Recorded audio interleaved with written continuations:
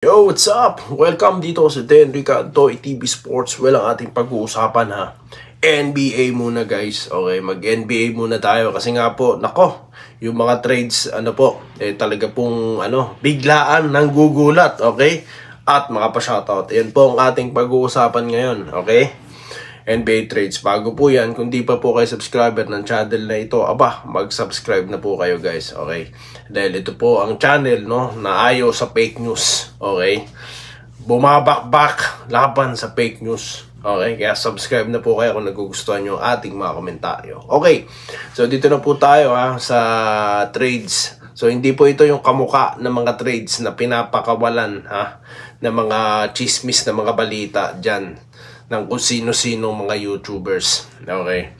So ito po ang trade na sinasabi ko sa inyo na biglaan na lang pong ina-announce.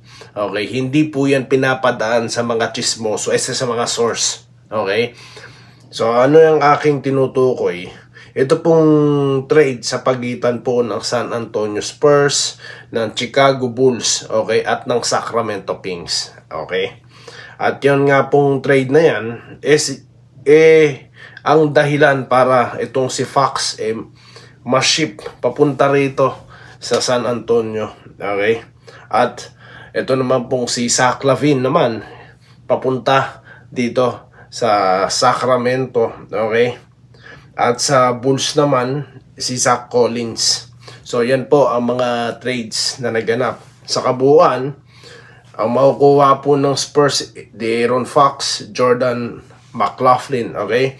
At sa Kings naman, yun nga, si Zach LaVine and si Soko. Soko. At ito, tatlong first round picks, ng Charlotte, 2025, okay? 2027 San Antonio at 2031 from Minnesota, okay? At 3 second round picks, 2025 ng Chicago, 228 ng Denver, at yung kanila, bumalik sa kanila. Bulls naman, Zach Collins, Tyre Jones, Kevin Huerter, at yung kanilang 2025 pick via San Antonio. So, yan po. Okay, swap ng mga draft picks at mga asset players. Okay, so ito po ang upgrades na ginagawa sa kanilang team dahil nga po nasa halfway na ang NBA. So ngayon may mga rumor, okay, nabasa natin kanina. So yan po mamaya sa pa-shoutout babasahin natin yan. Ngayon yun naman pong Lakers at Luka, hanggang ngayon pinag-uusapan pa rin So talagang kagulat-gulat yun So abangan pa po natin. Mukhang meron pa pong mga susunod na mga trades. Di na natin pauunahan. Pero dito na tayo pa, shoutout na po tayo. Babasahin ko ito. Yung comment po ni Sir Ramil Gonzaga. Ayan. Rumors baka si LeBron na trade sa Golden State Warriors. Kasi nga daw may Luka na ang Lakers. Well, kasi nga po, di ba, magkakaibigan itong si Green, itong si Curry, at si LeBron. So yan po marami nang nagsasabi niyan, possible. Lalo na nung sa statement po ni Stephen Curry, 'di ba? Sa kanyang statement na parang may tawag dito. Sa situation kasi nila kailangan talaga ng pagbabago din or trades kasi nga kumbaga ito sarili ko lang interpretation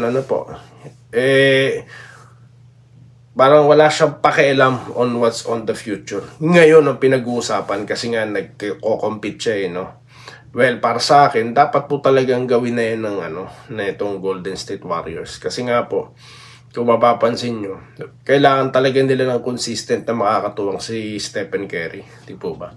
So malay nyo, ito ang si LeBron James. Or baka gulatin po tayo Baka si Antetokounmpo. Tama po ba? Giannis Antetokounmpo. Yun. Baka siya po yan po, ko lang yan hula ko lang yan.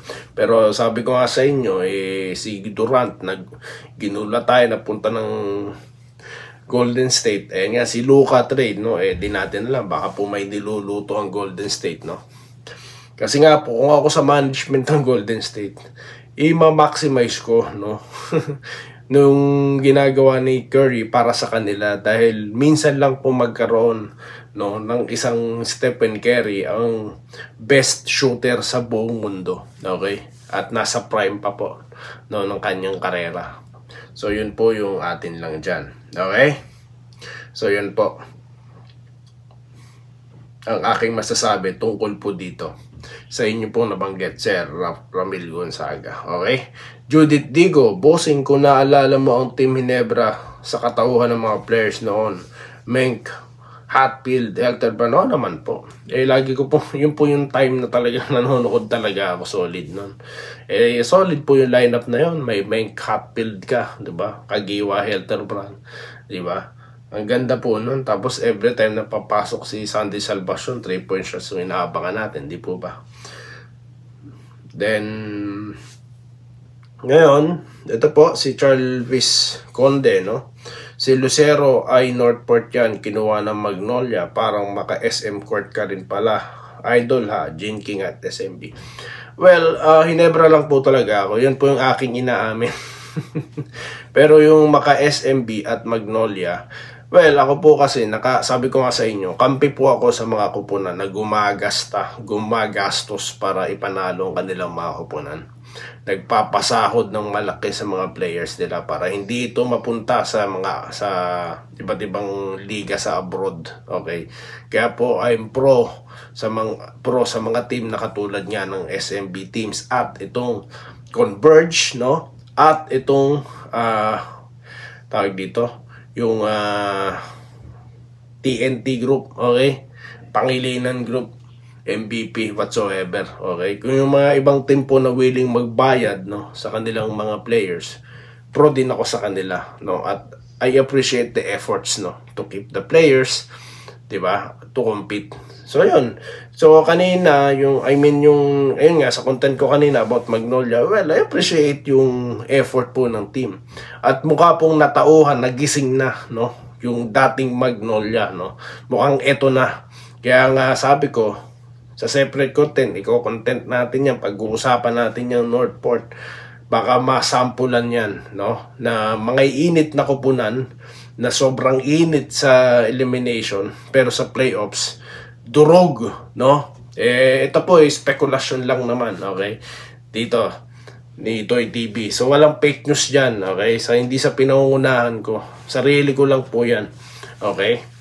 So yun po. Ang sagot ko sa inyo, sir. Dito tayo kay Toro. Shout out po kay Toro KSB. Okay, Joseph Pineda, ayan, shoutout po sa iyo, sir. Lagi kayo nanonood, lagi kayo nagko-komentaryo. Hello po, pabasa naman po ulit ng mga comments ko sa bawat content o video nyo. Present ako, pasali ako sa mga pa-shout. Yes, syempre po, no? Dito po tayo kay Gregorio Posadas, Yare, Northport, bumalik na yung laro ng Mags. Last 4 games nila, tambakan, lakas ng depensa. Yun na nga po sinasabi natin, no? Kung siguro po itong Magnolia nakita ang diskarte ng TNT, ganyang depensa pala ang tatalo sa Ginebra, ha? Gagawin natin yan. Doon naman po kasi talaga nagsisimula ang lahat, no? The best offense is defense. Dahil doon po manggagaling ang depensa. Sa manggagaling ang ang tawag dito, ang fast break, di po basta depensa. So, kailangan mong gawin or tindihan yung depensa para magkaroon ka ng fast break.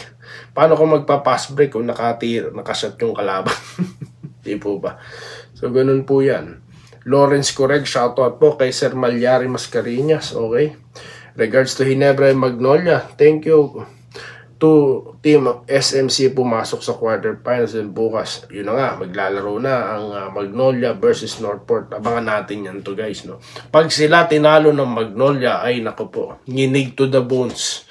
Baka sabihin na naman ng mga makabatang per, eh. Ayan, maka-Magnolia to si papanggap lang na Ginebra to. Bahala na kayo mag-isip, no? Hindi ko na ipagtatanggol ang aking posisyon, okay? Kung saan man kupunan ako. Basta ako, I appreciate the efforts, no, ng mga kupunan, okay? So, yun lang. Di po ba? Kung manalo ang Northport, sila naman ang pupurihin natin. Gano'n lang naman po sa Doy TV. Di po ba? Okay?